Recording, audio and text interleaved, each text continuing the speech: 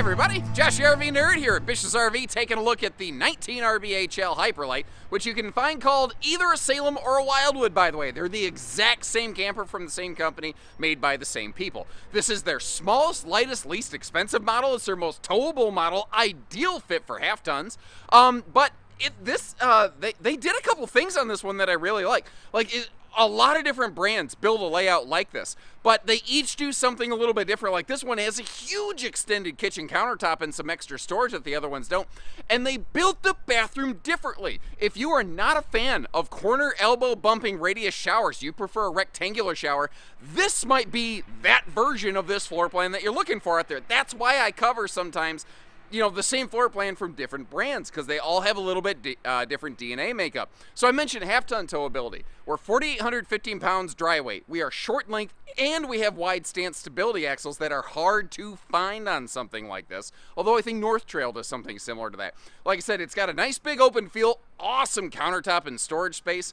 I really like what I see on this one. I like the headboard side storage pockets that you get. Very either CPAP friendly or phone charger friendly, or just a little book nook, something like that. This one is definitely like a Pierce couples camper. It doesn't have like big hide-a-beds and spaces like that for guests, although logically I don't see why you couldn't fit a hide-a-bed into this thing. We're going to take a look at road mode. We're going to look at some things that are awesome, some things that are not, like the fact that it's a Camp Queen, like the fact that it lacks a window in the entry door. However, it doesn't look it from the outside. I get that. But when you're sitting in it, it has surprisingly nice campside window coverage. Here's what I mean. Here's what I'm talking about. From the right-hand theater seat, putting you in the point of view of the actual owner, this is what you're looking at here. And I think this is really important because I want to almost begin by pointing out one of what I think is almost the flaws this RV has. No window in the entry door. So many brands have done that. I'm not personally a big fan of it. But in this model, considering they gave us this nice extended kitchen window and that big, tall, bedside window, I think I can tolerate it. I'm not saying I like the lack of entry door window, but this isn't bad. I can still see out on my campsite. Not to mention the slide where we're sitting is just surrounded by windows. So you have really good visibility of, the Coldwater, Michigan Bish's RV lot at the point, but hopefully of your campsite. Although if you wanted to buy it and just camp here, I don't know, maybe we'd work something out. But so this is the right-hand theater seat, and as silly as it sounds, sometimes things look and feel a little different when you just sort of jump seats like that. And this is one of those models where that pivoting TV, I think, makes a big, big difference. Because I think depending on where you're sitting, it just, I don't know, how aggressively you want to swing that thing around kind of changes. Now, a couple really cool things they're doing here. They use nice blackout roller shades, but notice how that is a ventilating window. There's a lot of brands who give us a tall toothpick window like that does not open for airflow. So that is it's pulling double duty. And since it is fully boxed in, that means that, especially since that window is overlooking the bed area right here, if you do have Mother Nature sending that sunshine in from however many... Actually, hold on. How far away is the sun?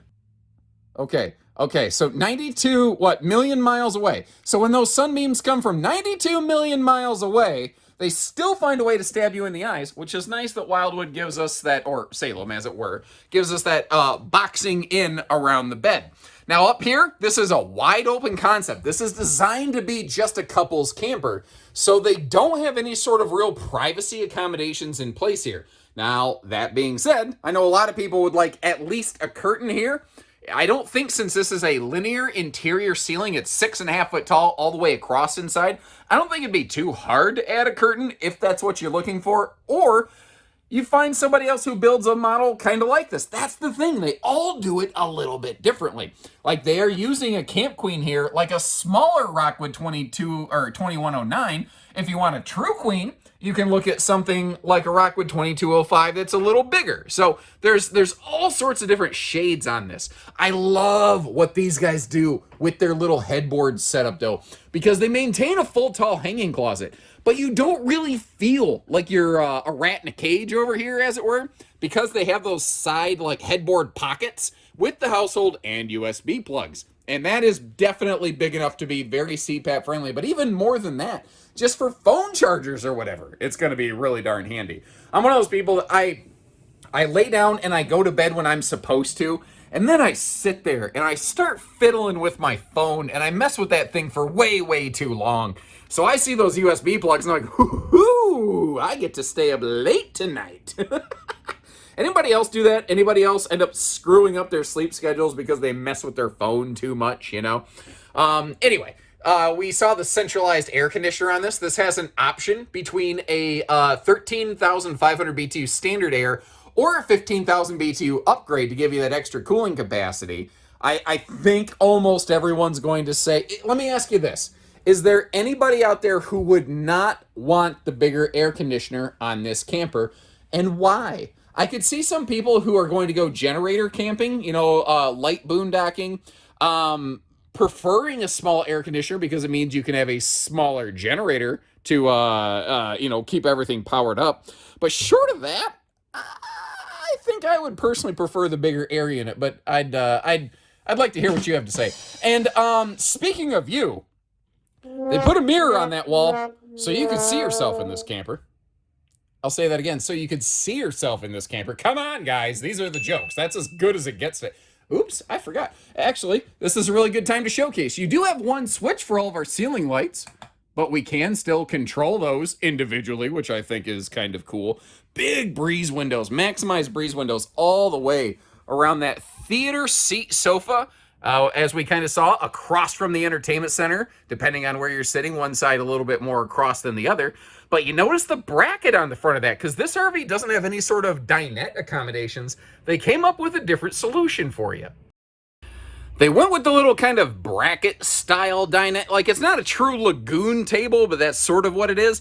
And I purposely left it jihad a little bit on a bit of an angle, which I know doesn't look super awesome to the naked eye, to kind of showcase the fact that you can pivot that around a little bit. So depending on what you're doing with it, that's one of the things I like about that being pivoting, because a lot of these tables, they mount in and they're fixed. They can only go horizontal.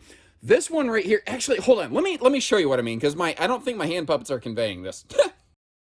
Okay, so what I'm getting at here is, like, a lot of the tables, they force the table to only be sideways like this, and you're really kind of sliding in and out, and depending on how big your booty is, you may not necessarily squeeze in and out of that thing, and taking everything off the table so you can get up to grab a glass of water or whatever kind of sucks. With this, as long as you're careful, you can slowly twist it a little bit. You can get yourself in and out of here in a more straight and direct fashion. Or if, let's say you're just watching the game or something like that, you know, it's game day, bucket go boom. You have enough room here, especially if you sit just off center a little bit, which with the angle of the TV, frankly, you're probably going to do a little bit anyway. You can have, you know, the chips and the snacks and the wings and everything going on up here. And you can still kind of come and go a little bit as you please.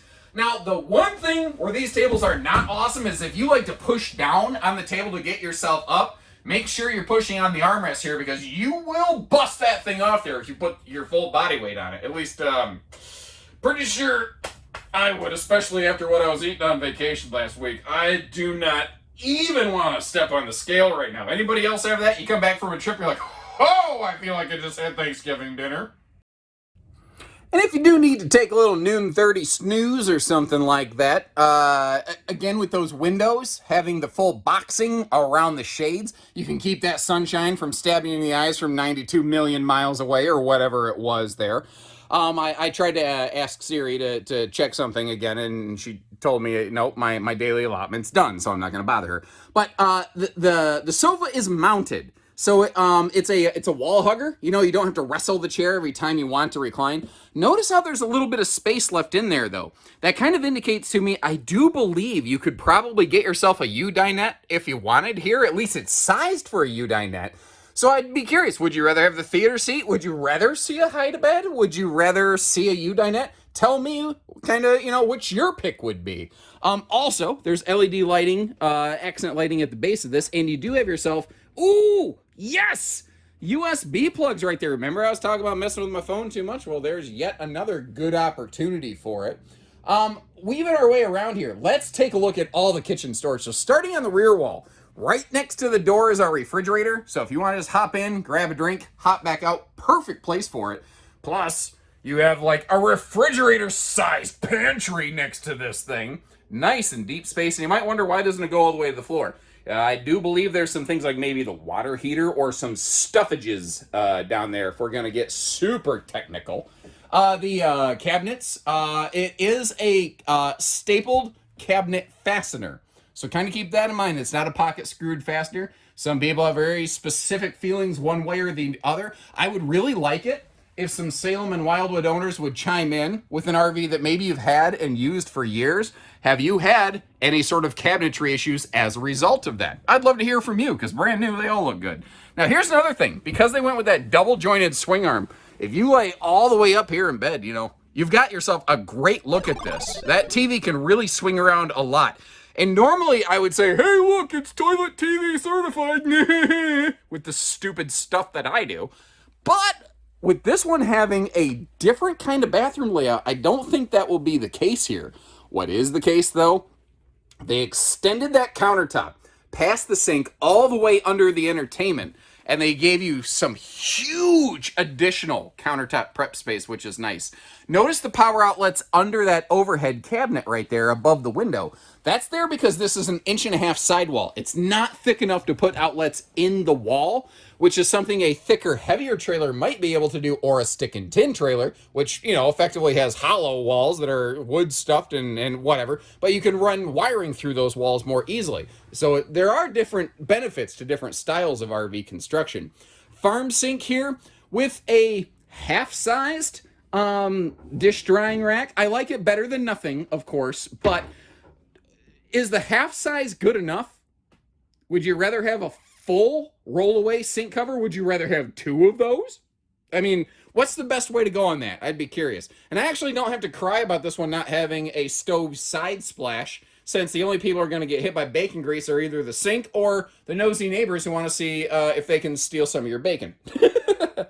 Now, that's a 16-inch oven, which isn't the largest, but that does mean a huge drawer down here. And big drawers is something this one actually does well. Also, great space for a wastebasket.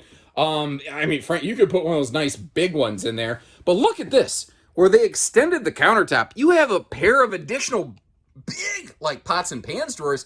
And interestingly, this is going to sound nuts, and maybe I'm being too picky. Maybe this is dumb.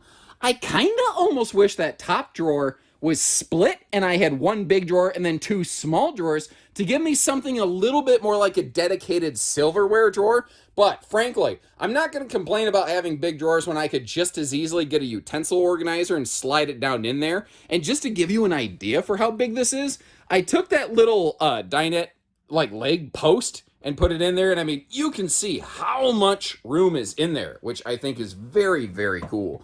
I should also mention this RV does have a ventless floor system, which means it's just a little bit, you know, especially if you're going to camp in like a sandy area, just easier cleaning. That being said, I'm not trying to smoke screen you. Being fair, it does have a carpeted traditional slide floor. But in a floor plane like this, I don't know that I mind that, because I think, you know, eating over here, the dining arrangement on this, the time that you're spending eating above carpet, I think is fairly minimal as compared to a traditional dinette. I don't mind having a little bit of carpet right there to keep my feet warm, you know? But again, that's why we carry so many different versions of the same floor plan, so that we can always zero in on something that has exactly the features you're looking for, you know? Like Apex also makes a great version of this with a huge, like, breakfast bar right here. So if you are looking for a little bit more of some kind of fixed dining, we've got different options for you guys. But this right here is something where they did this very different, and I appreciate it. They went with a different kind of corner bath and shower. And there's a lot of manufacturers who do a floor plan like this, and it's very, very tight in the bathroom. And don't get me wrong, this isn't massive, but as you can see, I was very pleasantly surprised by the elbow room in here, thanks to that little cutaway on that sealed edge thermofoil countertop right there. Couple little towel hooks. I would prefer towel bars, but I'll take a couple hooks. One of the things about this is at least you could have 2 different towels drying at once, whereas a towel bar, it tends to get occupied very, very quickly. It is the simple 4-inch fart fan, but as I commonly say, that is a very easy thing to swap out if that's, what you're looking for. Also, you notice how they gave us here not a radius corner shower, not the elbow bumper, but a 30 by 36 rectangular shower. Yeah, maybe it's kind of tight getting out of here, but I don't think that's too awful bad. Remember with a 6.5 foot ceiling though, it means that if you're my height, you're about, if you're 6 foot or taller, you're probably going to have your head in the bubble, sort of like I had right there. But I don't know. I feel like I could make it work, and I like the extra elbow room this one has.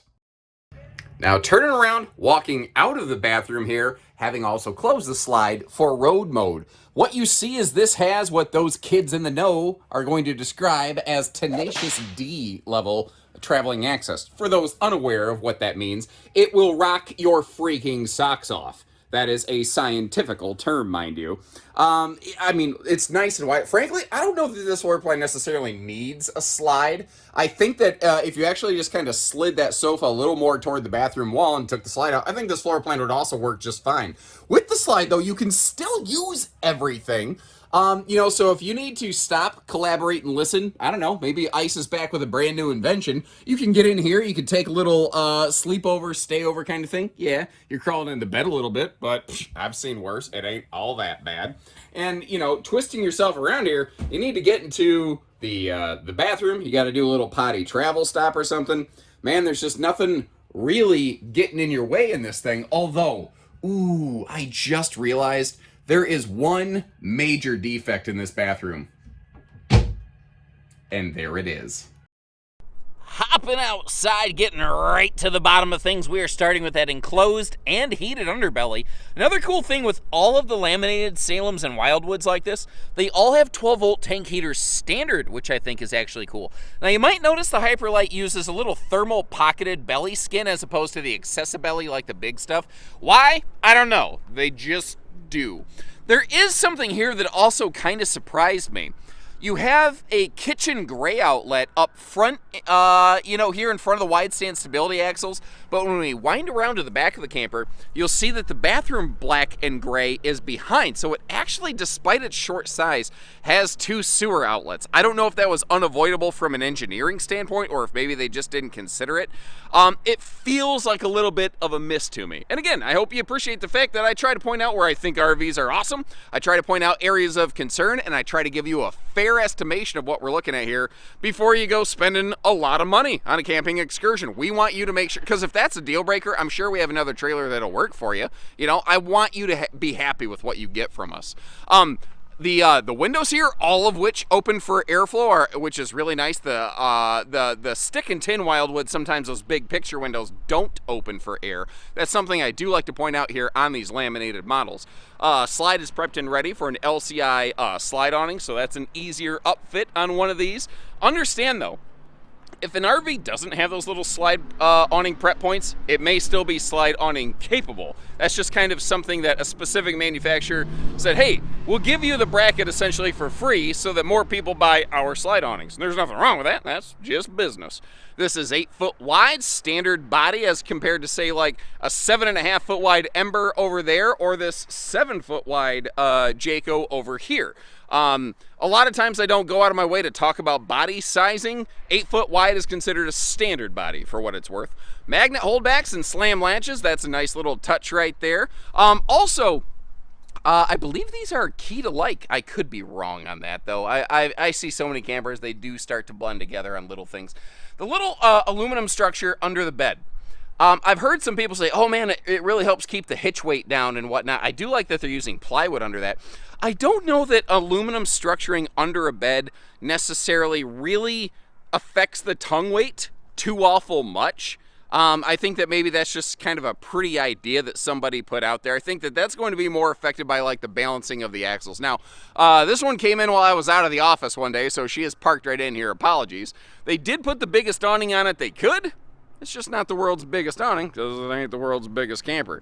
But down here past the drunken uncle leash latch, we get ourselves the wide stance stability axles. And especially on a short trailer like this, That is an amazing 1-2 punch to give you some awesome towability. And basically, here's why.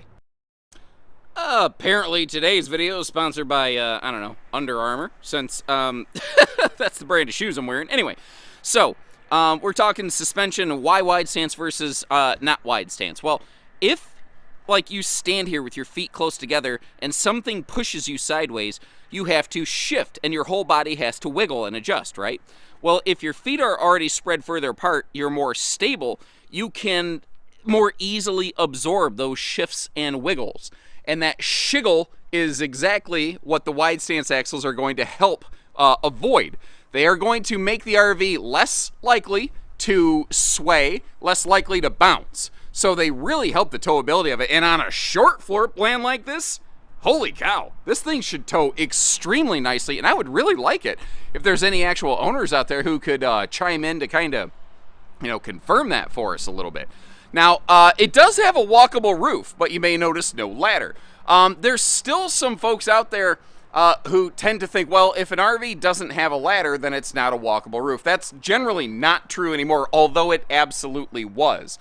That's not one of those things like a lot of people thought I was taught for years that eating carrots helps with your eyesight. Well, it turns out that was a lie the British came up with during World War II because they invented like air-to-ground radar before everybody else, and they were more effectively able to do night bombing missions and whatnot. I don't know if you tuned into an RV video to get history lessons, but, there's one for you. But most RVs nowadays have walkable roofs. Very few do not. There's still a bunch of RVs that just don't have ladders or accommodations for them. Outside utility shower and black tank flush. They kind of did a little bit of what Rockwood does here with a little bit of a consolidated water hookup station, which is kind of cool.